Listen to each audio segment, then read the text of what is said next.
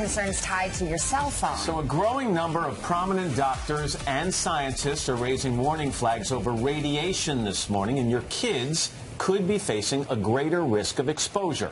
NBC national correspondent Miguel Almaguer was granted rare access inside a cell phone test lab.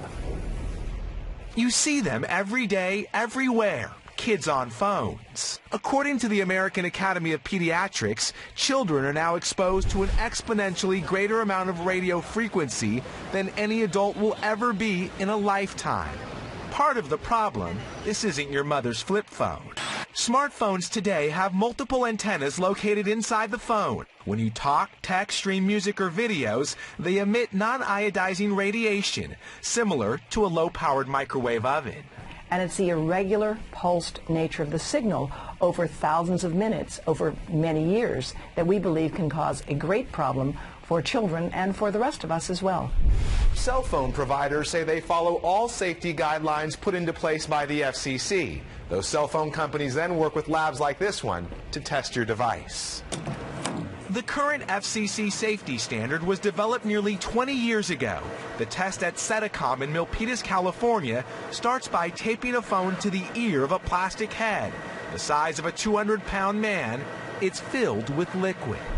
The fluids used in these tests best replicate the same properties inside the human head. Scientists are then able to determine how much radiation penetrates the head when you're talking on the phone. The robotic arm precisely moves to various hotspots on the head to test the specific absorption rate.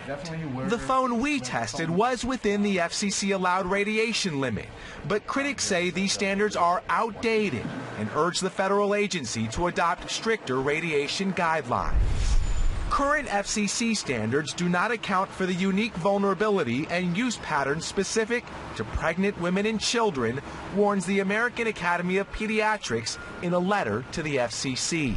Children are not little adults. The skull is thinner. Also, the volume of the brain is less compared to 200-plus size man.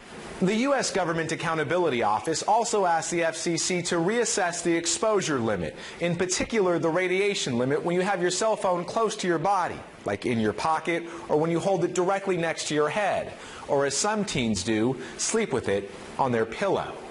Phones are transmitting radiation so long as they're connected to the internet and connected to the Wi-Fi. And even if you're not talking on your phone is talking to the tower. Critics of the FCC's current guidelines give this simple advice to all consumers. Use the speakerphone or an earpiece, and remember, distance is your friend. Keeping a phone even a few inches off your body reduces exposure several thousand times. For today, Miguel Almaguer, NBC News, Milpitas, California. Health agencies from other countries, including Canada, Israel, and France, recommend limiting a child's exposure to cell phone radiation.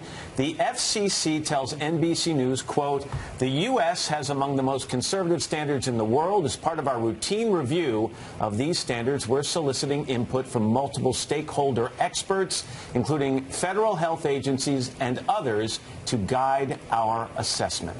Makes you think twice as a parent, though.